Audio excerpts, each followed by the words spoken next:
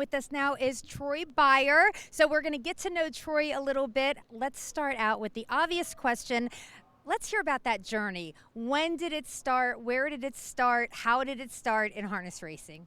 Well, pretty much my whole life. My dad trained horses in Illinois, and that's kind of how I got into it. And grew up in it and learned everything from him, and a lot of other people along the way too in Illinois. And eventually moved out here, probably about 8 years ago now, I think. And just kind of keep working and doing the best I can.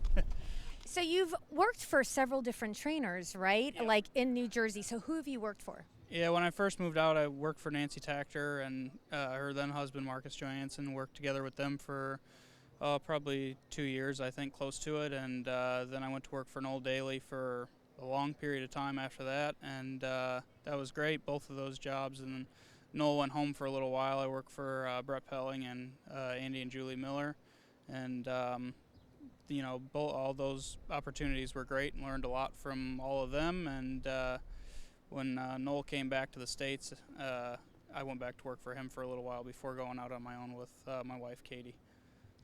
Wow, that's quite the resume. I didn't realize all of that. What do you think is the best thing that you've learned from all of the different stables that you've worked for? Just don't be afraid to try different things. Not every horse is the same, and you can't always train every horse the same way. And you try and do what's best for the horse, and if you do what's right by them, they'll do what's right for you. So. Now, I've seen you race in Pennsylvania, I've seen you race in Jersey, now you are here in Delaware. So, what was the catalyst to make this decision? There just wasn't much going on in the wintertime, and I came down to Dover last winter and raced a bit, and that went well, and figured I'd try it again this year, and it went even better. And so I decided when Dover closed to take a shot coming to Harrington too, and it's going okay so far. So. Yeah, I was going to say, how do you like Harrington? You've obviously driven probably at Freehold Raceway. It's a half-mile track. Yeah. So how do you like this half-mile? Yeah, and even starting out at Maywood and stuff, that was a half-mile too in Illinois. And, the track's good. It's fast, very fast half, and they go a lot of good miles. But, it's half-mile racing, depends on where you draw, and that hopefully you get good draws, you can do a little better. So. Now, I know your wife, Katie, has a stable. Do you help her out at all? Like, what's the setup there? Yeah, we have 11 horses in New Jersey at Magical Acres, and I go in every morning and help her, and we train together and get them done before I go race in the afternoon and the evening. Oh, my goodness. Okay, so give me like a typical week, because there's a lot of different tracks that you're going to.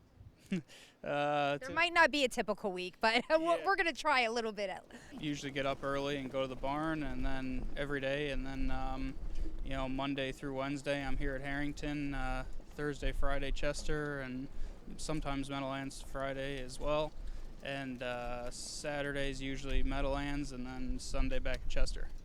Goodness. Okay, so I know from Harrington, I believe, to Magical Acres, it's 2.5 hours? Yeah, about that, a little less, 2:15 maybe. Yeah, pretty close though. Yeah. All of that driving though, that's like a lot of time in the car, a lot of miles racked up on your car. I do a lot of traveling myself, and I tell people I don't live in my car, I live out of my car. Yeah, right? Is that pretty much the same? Yeah.